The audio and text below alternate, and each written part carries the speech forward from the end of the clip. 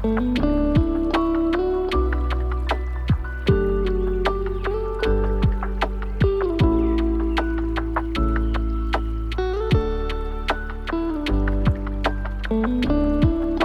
there, welcome to the Soil and Roots podcast, where we journey together into deep discipleship. This is episode 145. I'm your host, Ryan Fisher, and I'm joined today by two brand new people to the Soil and Roots podcast, who I'm going to introduce you to in just a moment. As you are probably well aware by now, these greenhouse episodes, which are usually labeled with a GH on your favorite podcast platform, mean that they are a continuation of the previous episode. So in episode 144, I did step out of the normal cadence and provided a bonus episode to you where I shared some of my personal story, particularly over the last 5 or 6 years of struggle and blessing and wrestling and illness and all that stuff. And also attempted to give you some insight into where we are heading into the summer of 2026 and the fall of 2026, which I've never done before. All of the episodes are evergreen, meaning we've taken great pains not to make them time sensitive. But it's such an interesting time in the history of Soil and Roots that I felt it'd be a great time to kind of take a pause, give you a break, give us a break, and to give you some inside baseball and what's going on behind the scenes. So what is going on behind the scenes? Well, providentially, over the last, 2 or 3 months, God has really stirred in my heart to seek counsel outside of the normal group that volunteers at Soil and Roots and help me evaluate the last 5 years and chart a good course going forward. So in the process of doing that, God was kind enough to bring 3 folks into my life who are as passionate about deep discipleship, if not more so than I am, and who very dedicatedly have provided time and expertise and wisdom to the Soil and Roots journey, really for your benefit. And so I've asked 2 of the 3 folks to join me today, and I'll briefly introduce them and then let them share some of their story. Rhonda Jenkins has been my spiritual director for the last 2 years. Rhonda and I met, I think we met on a meeting for spiritual formation people maybe 3 years ago now. Is it 3 years? At least 3, yeah. And then we discovered that we live 20 minutes from each other. And she and her husband Dave invited me out for coffee, and I guess that was 3 years ago. And we got to become friends, and has been my spiritual director. And very recently, I sort of asked if she would mind joining the Soil and Roots effort and laying the spiritual direction piece aside for a while, because it's not good to do both. And she graciously agreed to do that. So Rhonda, thanks for coming. Welcome on to Soil and Roots. Thanks for having me. It's good to be here. And she put her puppy in the crate, just for those of you that are puppy people. I thought maybe she'd just bring Mac on, but she didn't. David Smith is calling in all the way from Redding, California. David somehow found the Soil and Roots podcast, 6-8 months ago, and was kind enough to reach out to me, and we ended up just becoming good friends, getting on Zooms every once in a while. And then, as I mentioned, back in April, several of us did a 14-day prayer sprint for Soil and Roots and for you, and David was kind enough to commit a very sizable amount of time to that, and is now deeply involved in advising Soil and Roots and doing some behind-the-scenes stuff that we're going to be talking about going forward. And I have to warn you, as soon as you hear his voice, you're going to be wondering why he hasn't narrated the last 144 episodes, because he has the type of voice that all of us that are in communications would die for. So anyway, David, welcome. Thanks for coming on the podcast. It's a pleasure to be here, Brian. Thanks for you hear that having bass me. baritone? It's just not fair. It's just not fair. My gosh. I'd love for you to basically introduce yourself to our audience first, maybe in the same vein as I did. So Rhonda, we'll start with you. A little bit about your backstory and your journey into deep discipleship, and frankly, why you're here, why you sense God's call to join the Soil and Roots ragtag bunch and help us plan for the future. Thanks, Brian. I was thinking about what I would share today, and the song "Jesus Loves Me" came into my mind, and I thought, oh yeah, as a kid, I grew up singing that song, "Jesus loves me," except the end was, "When I'm a good girl, though." And so that's how I grew up. And then I spent the rest of my life until like maybe the last 5 years just trying to be a good girl. Now I'm not so good, but I do know Jesus, and I do have a very strong relationship and encounter. I encounter him on a regular basis. So, I mean, I did all the things that good Christian girls do. I went through a period of time of rebellion, of course, college, shortly after college. Then I went back to my good girl days, and I tried so hard to be a good girl. And I worked in ministry for many years, and I almost killed myself doing that because I just thought God needed me to be good in order for him to love me. And in that process, I found a spiritual, actually, God sent me a spiritual director. And I didn't even know what that was at the time. I was like, I know I need someone. And so I started seeing her. I've been seeing a spiritual director for 15 years, monthly. Wow. It has changed my life to the point where now one of the things that happened slowly and with great care, over the course of those first years was she really helped me notice where God's activity was in my life and notice God in my life. And that unraveled some things for me. All of those years of being a good girl came bubbling to the surface, and I didn't even know what to do with most of that. And about 5 years ago, I had a profound experience after 6 months of really digging into some of those things that has changed my whole relationship with God.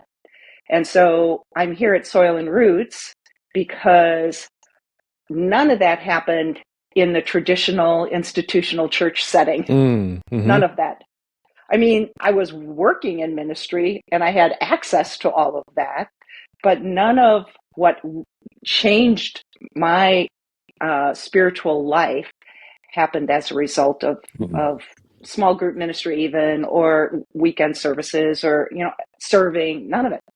And so I was introduced, and I know you have talked about the critical journey on this podcast before. I was introduced to that book during my early days of spiritual direction, and I didn't always recognize, all of what was happening for me personally in that journey. But boy, after this, 5 years ago and this encounter I had, now it's like crystal clear to me. And we actually had the opportunity, David and I both had the opportunity to experience a greenhouse just recently. And I came away feeling like this is what life, spiritual formation, deep discipleship can be. And it's in community, and I can see the value in what that is, what that has changed for people in their own walk with Jesus. Dave Smith, your story is different. You've been a successful business owner. You are a pastor and have had pastoral roles. You've been a professional coach, spiritual growth coach now for, 15, 20 years. Would love to hear about your journey into deep discipleship and how God gently nudged you in the Soil and Roots direction to help as we're in this really quite exciting transitioning growth phase. Well, I was raised in a Christian home. The particular stream of Christianity was a Pentecostal holiness stream, believe it or not, and at least early on. And I moved over into more of a charismatic stream, which is similar but a little different as well. And so initially, I grew up in a very, I would say, legalistic religious environment. My sisters were prevented from wearing makeup. We were prevented from going to movies. Couldn't play cards because the cards themselves were evil. That type of thing. And so that was obviously very formational in my early years. Even though I had some pretty incredible experiences, I think, with the presence of God in Pentecostal church services. And altar calls that I remember weeping before the Lord and encountering God at that place. So I had early experiences of God being there, and also believing that he played a very central role in my life. Although I think my first impressions of God was that he was just more of a very powerful authoritarian figure, and was more concerned about my behavior than anything else. I was a young man following Christ, but still looking at things. I began to look at things pretty seriously, and I was begin to look at the church that I grew up in, and begin to look at what I was calling institutional church. And one of the things that began to really cause some problems for me was that I was seeing this disconnect between what people were professing and what they were wanting to be seen as, and their life behind closed doors, so to speak. And there was this huge disconnect for me. I mean, I grew up in a youth group as part of a Assembly of God church, and I would say the sexual behavior of my peers wasn't any different than non-believing culture at that time. And so it caused a lot of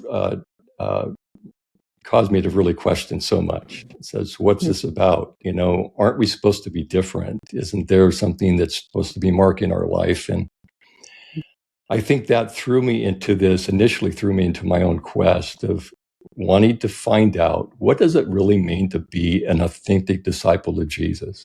I would say the first number of years in that journey, it was more of an intellectual journey. It was just, I was living my Christian life from my head.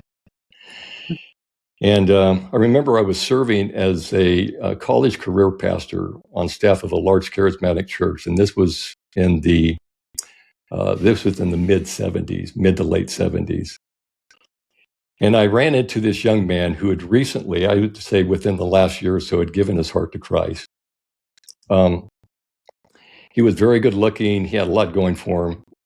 But what stood out to me was his passion for Christ, for Jesus.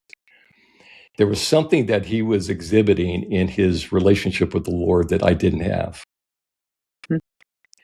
And it literally made me jealous because I felt like I'd had a whole history of growing up in the church, and yet I didn't have the depth of relationship that this young man had. He had experienced Christ in a way that I had not experienced Jesus. And it made me hungry for experiencing Jesus at that level. And that put me on this quest of developing what I would say a heart after God. And I've been on that quest ever since.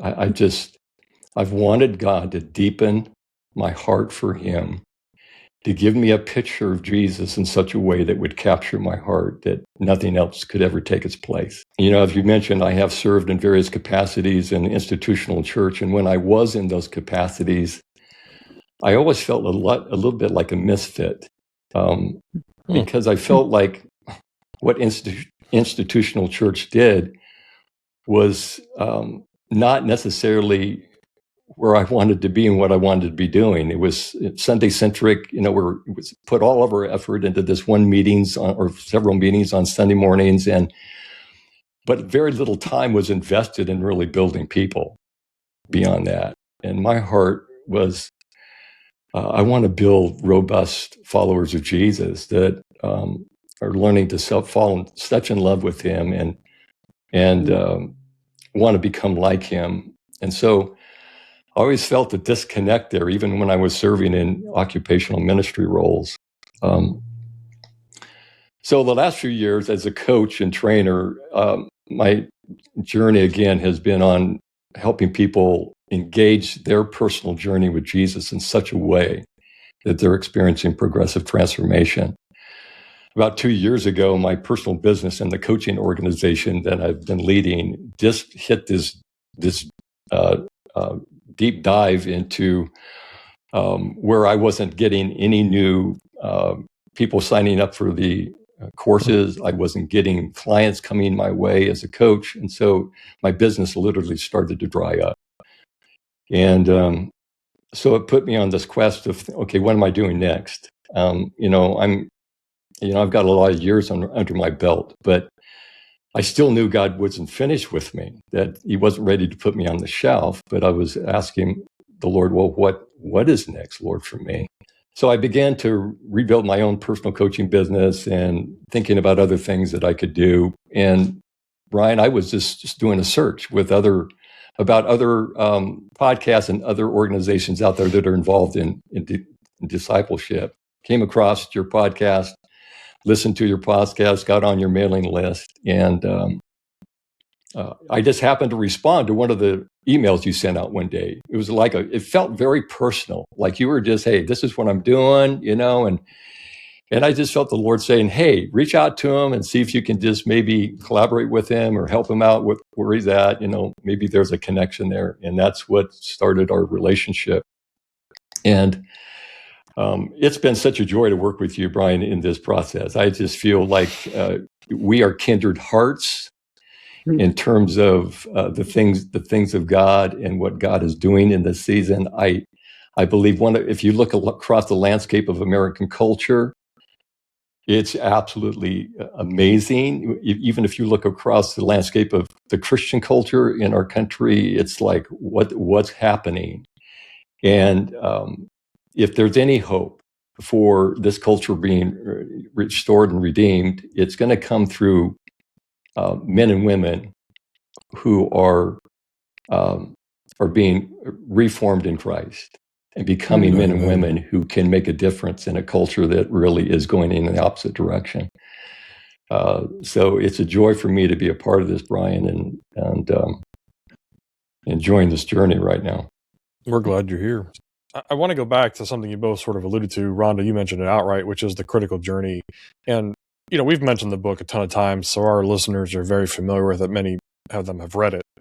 And we always say, look, this is theory. This is not pulled out of Scripture per se, although I think it does a pretty good job of articulating different narratives that we see in Scripture. And the book essentially says there are 6 stages to our walk with Jesus, and the first 3 are really well covered by modern institutional churches. Being introduced to God, we call that evangelism, learning about God, and then being plugged into a productive life for God. And I have yet to meet anybody who has read the book, particularly those in Christian leadership, who have disagreed with their assessment. They would say, yeah, the modern church is really good at stages 1, 2, and 3, and there is very little support or help or guidance into stages 4, 5, and 6. Stage 4 is the inward journey, stage 5 is the outward journey, and stage 6 is a life of love. And part of what has really bubbled to the surface for me with the both of you and with Spike, our third advisor who isn't with us today, is that God has seemed to clarify for us, based on the last 5 years of research and work and study and podcasting and beta testing of what we call a greenhouse, that Soil and Roots is supposed to sit in that stage 4. That God has risen this effort up to be able to gently and compassionately and experientially guide people from an earlier stage, 1, 2, or 3, it's not a linear journey, into and through stage 4, because the inward journey, the self-introspective part of discipleship is just not particularly emphasized today, unless you're in spiritual direction or maybe even in counseling or some sort of recovery group. And if we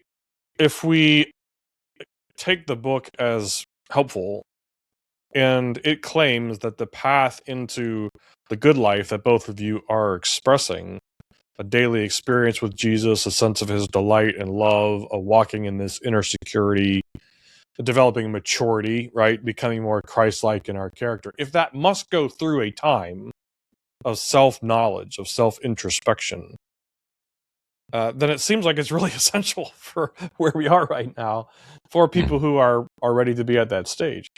And included in stage 4 is the wall, which we've talked about. The wall is usually a time of suffering or doubt or sort of disorientation.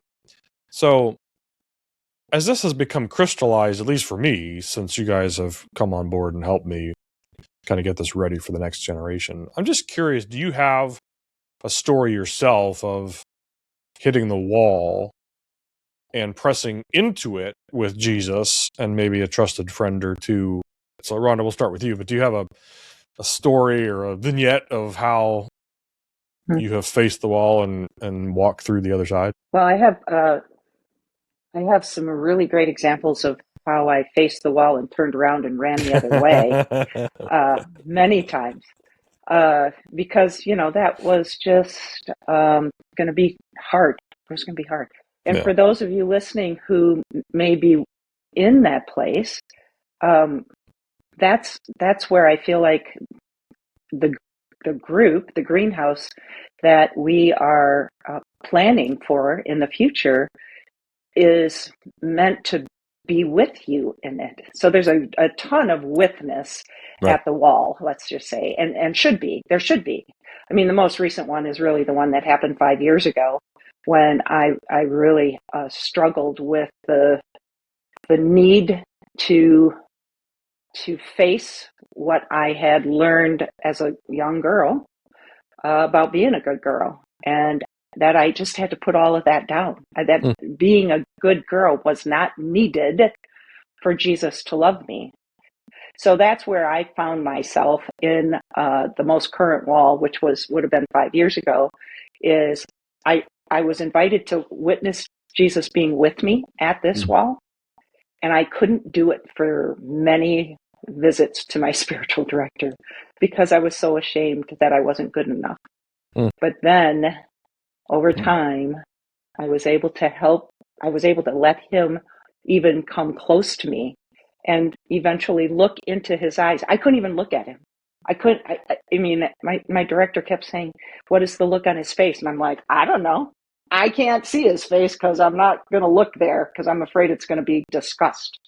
And so over time, we just kept getting closer to one another to the point where I was able to turn around and actually look at him and then receive that look of love, receive that gaze of delight in me.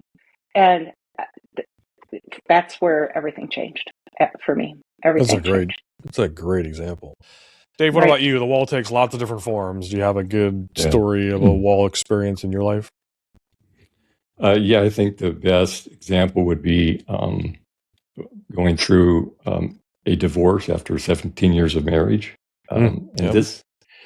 This happened in the middle of me planting a church in the Sacramento area called Granite Bay. It was a suburb of Sacramento, but I was about a year into that. I had been married for 17 years, had 2 kids, a 15-year-old daughter and a 12-year-old son at the time.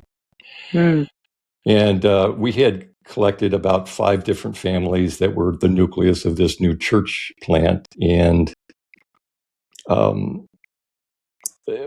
about a year into it, all of a sudden, my world began to fall apart. The first thing that happened is that I had an advisory committee among those 5 couples, and they approached me and said, we want to point out some things about your leadership and about your marriage. And what I'd found out is that there'd been somebody talking behind my back that had been going and this kind of giving bad reports about me and about my leadership, about my role as a husband behind my back. And on top of that, my wife began to threaten me with leaving.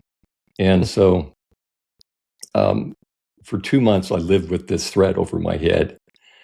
And I was working at construction to support ourselves through that time. And I came home one day and the car was gone. And that's not unusual because, she would go shopping and that type of thing. But I walked through the front door of my home at the time, and my 15-year-old daughter was standing in the hallway with this forlorn look on her face saying, "Dad, I think Mom has left."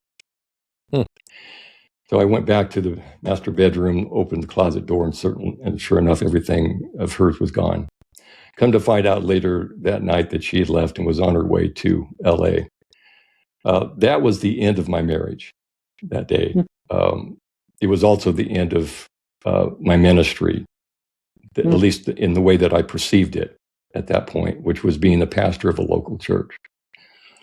It started a journey of me picking up the pieces of my life as well as the lives of my 2 kids, because for all intents and purposes, she had left them as well. it threw me into a dark night of the soul experience. And within 2 weeks, I lost like 20 pounds, just from just being depressed and just absolutely not knowing what had happened in my life. It had literally blown up my face, and I didn't see it coming. I honestly did not see this coming. And so I had failed at the two things that I felt was most important to me, my marriage and now my ministry, and I was left, now what? Left the home. We had to move out of the home, move into a two-bedroom apartment with my two kids, and I had to go from there. I decided not to move back to the Redding area where my support group would have been. I decided to stay in Sacramento. But there was a young pastor on staff of this large church there that was a counselor, and I started seeing him and working through what had happened to me. But the pain remained. I went through some deep, deep pain, and all I can say is that by God's grace, I didn't run from the pain, but I chose to lean into it because I felt the pain was teaching me something. Yeah. And I remember a prayer in the midst of all of that was pivotal for me. And the prayer was simply this. And this came out as a simple surrender, simple desperation. I said, Father, if there's some way you can take this pain in my life that I'm experiencing and use it for your glory, that's what I want you to do, because I don't want this pain to be wasted. And I couldn't tell you at the time, I could not have told you what God was doing. All I know in looking back on it, that was such a transformational period of time in my life. God was literally extricating out of my life something that had been there for a long time, that I hadn't seen it for what it was. But I had this identity built around this, this person that I needed to be as this spiritual person, this man of God. And it was this persona that I had built around my life that literally God crumbled at that experience. And it was a time of humiliation. It was a time of just, exposure. It was a time of all kinds of emotions. I can't, probably couldn't tell you all of the stuff that I experienced, but around that. But I know that was such a pivotal time in my life that I am largely the man I am today because of that experience. And God didn't take the pain away. He let me sit in it, but he was there with me in it. Well, today you have, of course, your lovely wife, Luann. You have 4 children, and I've lost track of how many grandkids. And you have 2 born grandkids and 2 great-grandkids and 2 more on the way. Yes. So you have an entire family forest as a result of all this. Absolutely. God has added back, Brian. It's amazing. A year and a half down the road, God brought this wonderful lady into my life, and Luann, and we've been married 35 plus years now and had 2 kids of our own. So yeah, I have 4 adult children, 11 grandkids, and 2 great granddaughters and 2 more great grandsons on the way. So.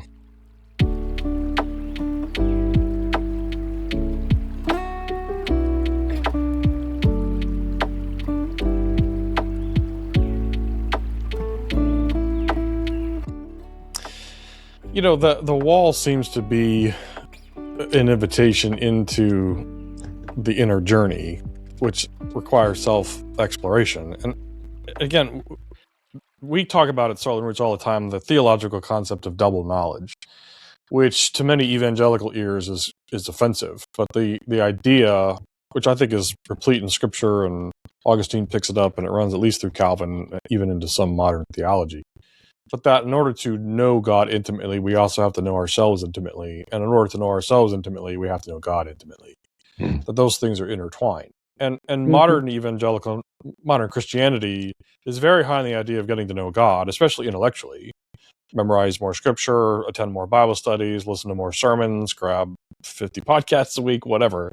Accumulate information about God, but is really not that keen on the concept of self-knowledge.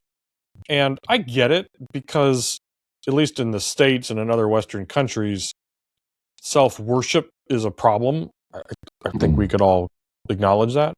But there is a big difference between self-knowledge and self-worship. And from a biblical perspective, it appears as if healthy, authentic, raw, vulnerable self-knowledge and healthy, raw, authentic knowledge of God are in fact intertwined. And so there is a sense that the wall invites us into a much more intimate understanding of ourselves, even as we pursue God. You know, you both have worked in very substantial institutional settings in your careers, as have I. And all three of us have sort of walked away with some impressions about what works and what doesn't. And, you know, we have spent a fair amount of time assessing the institutional church here as a means of articulating why the greenhouse model is necessary. So I'm just curious, if we acknowledge that the institutional church is really good at stages 1, 2, and 3, and sort of stops there, you know, in your estimation, why does the typical modern institution not want to be a guide and with someone walking through the inner journey into these deeper stages of the faith? We've had some guests on before who have addressed this. They've given lots of different answers. But I'm just curious, Rhonda, you know, why is it that Soil and Roots really needs to exist when we have, you know, hundreds of thousands of institutional churches available, certainly in the States and around the world? The first word that came to my mind is life is messy. Real life is messy. It can be, I mean, and I think we've probably all been in a small group or two where when it gets messy, it almost is too much, and things fall apart, let's just say. I have two thoughts around that. One is, for many churches, they have grown so big. I liken it to turning the Titanic around before it hits the iceberg. The churches have gotten so big, trying to move them into something that is going to require a lot of their staff, their volunteers. That's outside of what they've already been doing. And you talk to any church staff person, they'll be like, I already work enough hours. I can't possibly add more to my plate. Right. So, and this more sounds hard. In addition, this more sounds hard. So, turning that big organism into another direction, that would require deep, this space from here to here can be like the biggest space. It's hard to move between from the head here and the to heart. here. Yep. And so I think it's just messy, and it's hard, and especially hard for bigger organisms to make that change. You know, Dave, one of the things that we've been working on together as a group this summer is refining the greenhouse model. And for folks who don't know, a greenhouse is Soil and Roots' small ecosystem designed to help us through that stage 4, through the inward journey, perhaps through a wall experience, so that we become more like Jesus from the very depths of our being, from the inside out. And so it's a very different experience. You guys have experienced. It's very different. People say, "Oh, is the greenhouse the same thing as a small group?" Well, no. Is it a Bible study? Well, no. Is it a church? Well, no. Well, what is it? Well, it's a greenhouse. It's like it's become a category of its own. But it's a group of 4 to 12 people, and what we are redesigning is a 2-year community journey to become like Jesus together that does not do the things that traditional small groups, Bible studies, congregational churches do. And a critical role is what we call a facilitator, which is a really interesting, to me, this is one of the most fascinating things about the greenhouse model is a facilitator being a person who is deeply attuned to Jesus, but also deeply attuned to their own hearts and the hearts of those in the group. They're not a pastor per se, meaning there's no professional designation. They don't have to have seminary training. The point is to be somebody who is passionately pursuing Jesus and at the same time passionate about people and doesn't have to teach, which is shocking for modern Christianity. Matter of fact, we would prefer facilitators don't teach. We would prefer that they adapt a Socratic versus a scholastic approach, ask curious questions, create environmental safety. To me, this is going to be really fascinating to watch, Dave, because as we head into the fall and we suspect that we had one beta greenhouse, we believe that they're starting to multiply. To see who God raises up to be facilitators and how these small ecosystems that max out at 12 people, right? There's no power structure. There's no, the multi-level, there's no bureaucracy. It's very stripped down, just focused on how we become like Jesus together, how this all comes together. And you, of course, have a extraordinary background in coaching and training. And so you've very kindly offered to help us build the training program for facilitators, which again is not seminary training. It's not sitting around reading a bunch of theology textbooks. We sort of assume that somebody is coming in with a pretty good idea of their orthodoxy. So, you having been a pastor, like how does a facilitator role in what you're preparing to train differ from the traditional church leadership role? Is that a fair question? Yeah, it is a fair question. Because I think part of the problem with the institutional church is actually the structure as well, the way it's set up. The whole, I think, ministry paradigm, senior pastor, even associate pastor paradigm is, they're the ones that they're kind of in a category to themselves. They're a little bit separated from the flock. And I don't believe in the clergy laity distinction. I don't believe that is biblical. But we have really leveraged that distinction a lot in the institutional church. So I had a heart for, my senior pastor referred to me when I was his associate, Dave, you're the relational guy here. And I was thinking, well, isn't that what we're supposed to all be? In one sense, aren't we supposed to be relating to the people in the pews? I mean, these are the people that we're serving. So I thought that was kind of interesting. But for some reason, we have this professional view of ministry that separates the very leaders from the very people that they're leading. Mm-hmm. There's this great divide. And it's very unfortunate. It's not biblical, but it's very unfortunate. So a facilitator is going to be that person that's going to be, with the people. He's going to be on the same level, but at the same time, he's going to be there building relationships. A person that's on the journey themselves, that is not, he's not in this different category and he doesn't have to do this because he's kind of a rank above. No, he's right there in the trenches. Well, let's close just by kind of giving our audience an idea of what we're spending the rest of the summer doing.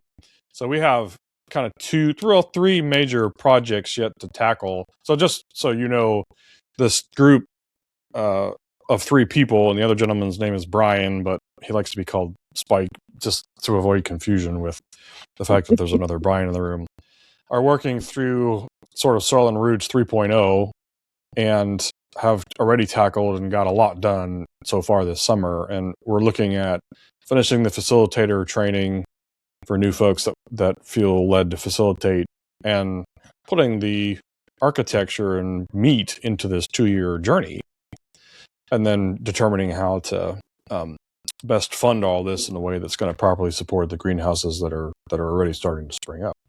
So, I'm just curious, Rhonda, is there one particular thing that gets you really excited as you look towards the fall, like something that we've discussed or a concept or the greenhouses themselves that that gets you excited in the morning when you might be thinking about if you are thinking about Soil and Roots? I am honestly excited. Well, I've been really excited about what you invited me into. This conversation, honestly, has been so rich and so purposeful.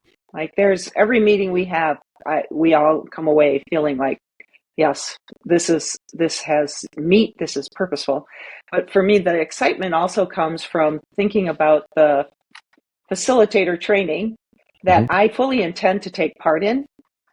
Whether or not I actually facilitate a greenhouse at this point, based on other things that are going on in my life, I don't know. But the richness of that is, honestly, I feel like it will serve whoever comes to that training, whoever takes part in that training.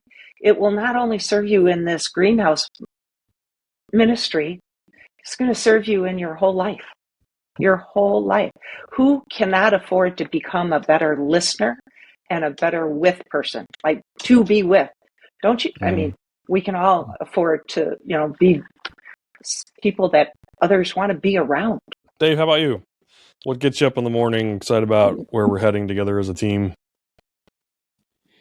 I think it's the potential of lives that are deeply impacted through the greenhouse experience. I think as we see these grow and we see these more greenhouses started, that it just increases the potential for lives to be deeply impacted, as they have been in the first prototype, greenhouse that you've walked through for the last 3 years, Brian. And I love hearing Kyle's story, one of the members of your group, that and how deeply impacted his life has been through this experience. So let's multiply that. Let's just continue to multiply that experience over and over again in the lives of other people.